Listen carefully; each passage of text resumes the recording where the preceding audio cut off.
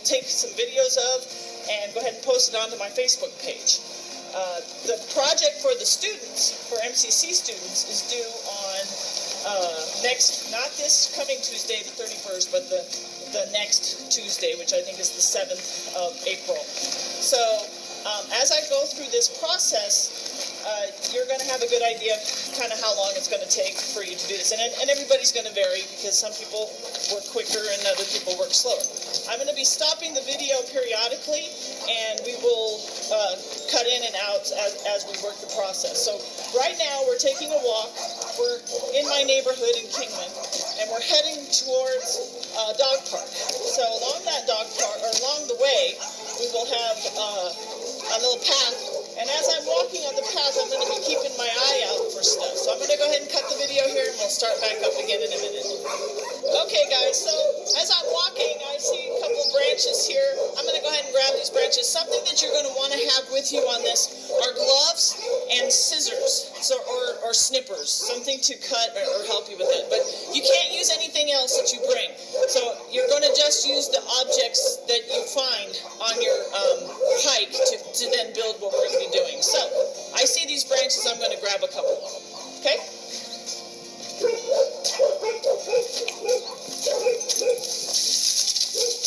Piper's going to pee.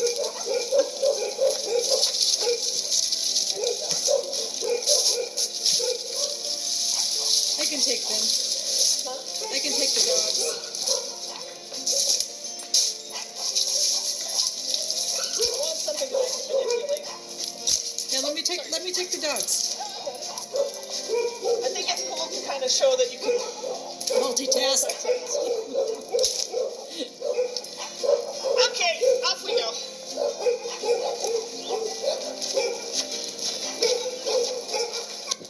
Okay, so along our walk, we're walking along, this is a trail that is for Kingman. It's along a drainage, so it's kind of nice. It's relatively unpopulated right now because of the situation, and we are maintaining our socially distant scenario here. However, the dogs are going to be closer than the 6 feet because, hey, why not? But I want to talk to you a little bit about the background and the idea behind this piece that we're going to be making. It goes back to an ancient Sanskrit word called mandala. Mandala means circle in Sanskrit. So this is sort of a graphic of what a drawing of a mandala, traditional mandala is. And it's an Hindu Buddhist tradition to create mandalas that are meant ultimately to be created very intricately. Here's a monk, he's a Buddhist monk, creating a mandala with sand. So it uses a pipe, and it has a little point to it, and colored sands are put through the pipe, and then they're drawn onto a flat surface into a decorative pattern. And let me flip this one over. So often there will be many monks, this is not a great picture, but there will be many monks around the sand piece creating it all at once. And it's kind of a performance. It's a performance art, essentially. And so what happens is the sand piece is created, and after it's created, it's then destroyed, which I find really interesting. It goes along with the idea of impermanence and change, and the idea that we must enjoy the process. So for me, the making of the object this week is way more important than the actual object that we're going to be making. And so the thought behind what you end up making, and the idea of the fact that it's going to be left out in nature, and it's going to end up becoming part of nature again, even though you've manipulated it, will be part of the experience. Go. So the other aspect of this assignment has to do with one of my most favorite artists ever, Scottish-born and extremely talented collaborator with nature. That's Andy Goldsworthy. This is an older picture of him. I first became aware of him when I was teaching high school up in Wyoming, and I was also participating in collaborations with nature at the time.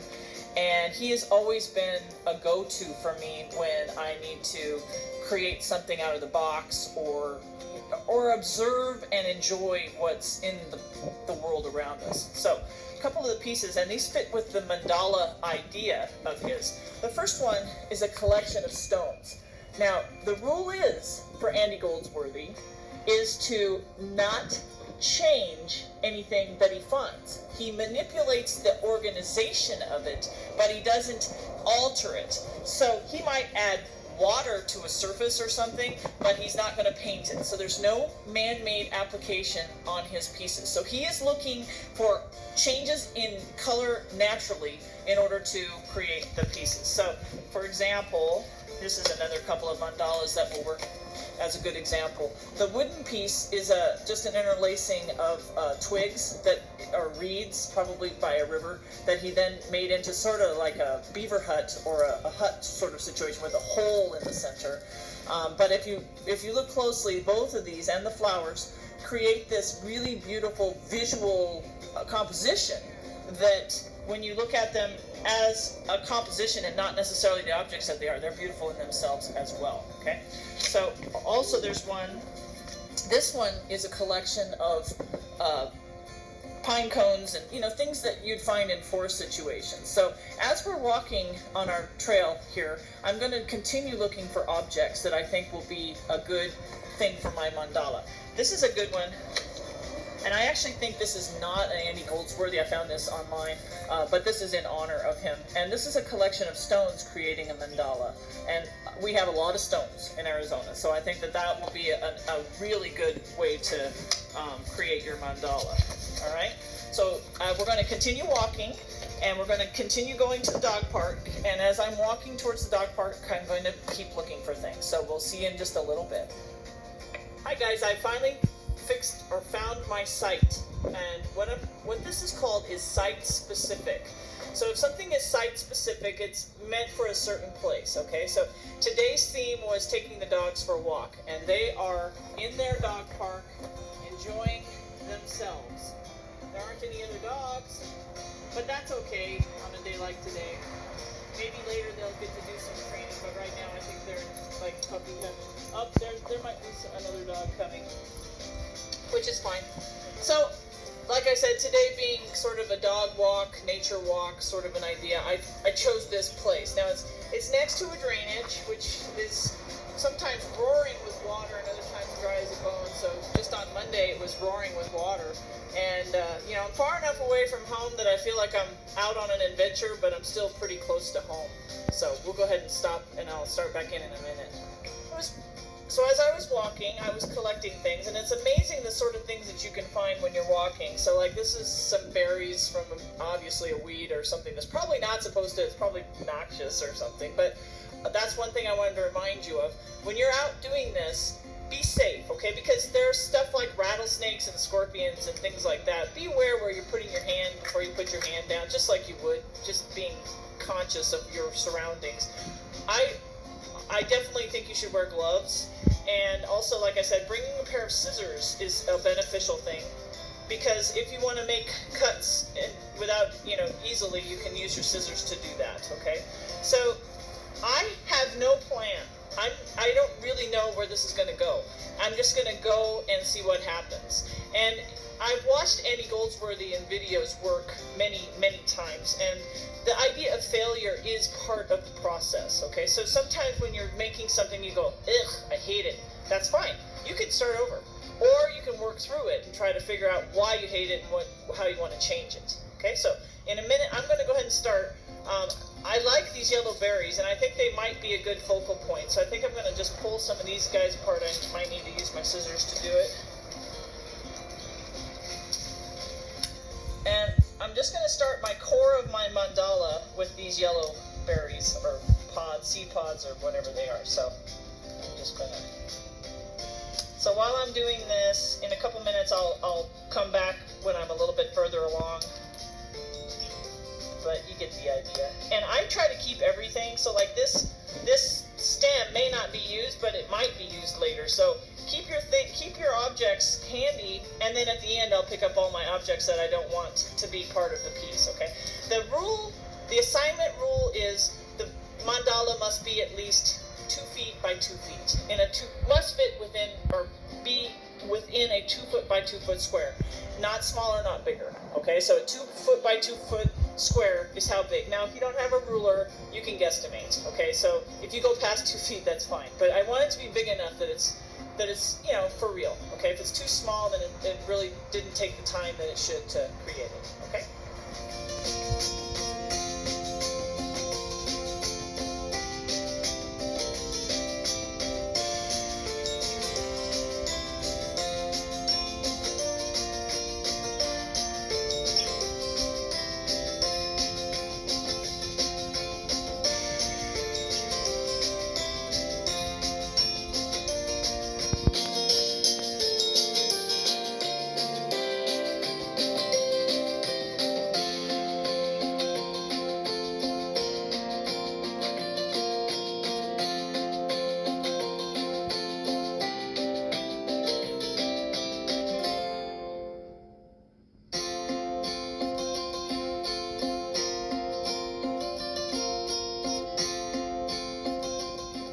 Right there.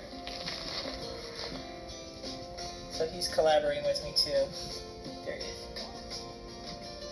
Go on. Can you see him? Oh yeah, there he is. He's probably liking the sweet stuff on these berries, or these baby pine cones, because it's kind of pretty. They're sweet. It's sticky. I can feel the sap. So it's coming along. I'm just going to keep building this. So as you're making your piece, remember that the weather has something to do with it, wind has something to do with it, lots of environmental aspects kind of deal with what you're working on and how it goes. So right now it's kind of, snowy, a little bit kind of weird outside, but nice. I don't mind working in weather like this. I honestly would rather work in weather like this than really hot. But remember that if you're working with some materials in the environment that's not really, so like if I'm trying to build with feathers that I found in wind, that's not going to work so great. But rock will always be fine in wind. So depending on your day that you chose to come out here and work, will dictate kind of what materials you can use.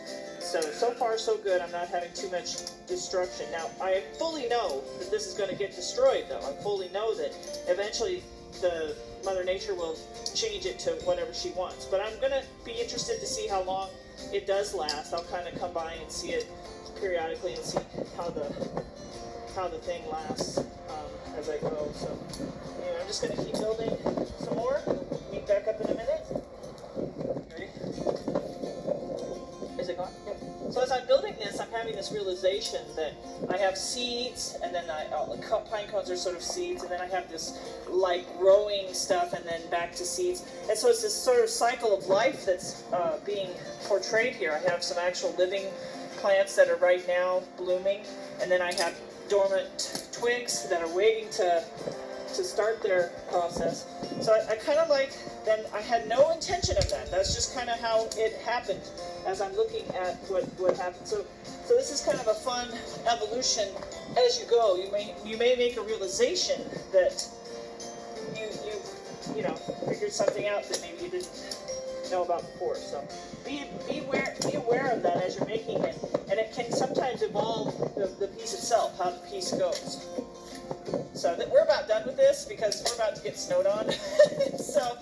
But I'm going to come back to it, and I'm not done with it. So the Mother Nature might destroy some of it. I'm not going to come back and work on it some more. But you get a good idea of how to make a mandala, and I'm really excited to see what you guys come up with. So your job, let me just review this, is to go through the process I did. You're going to go for a walk. You're going to find a very specific place to build your mandala. You're going to use many objects and be thinking about what those objects mean and how they work together. You're going to be taking photographs of it as you do it. You're going to prepare a PowerPoint presentation of the process. Be thinking about your soundtrack. I want it to have some music. I want you to, it doesn't have to actually have music, but give me a list of music that you think would go well with it. But if you're really high tech and you want to, please put your soundtrack onto your PowerPoint as you do it.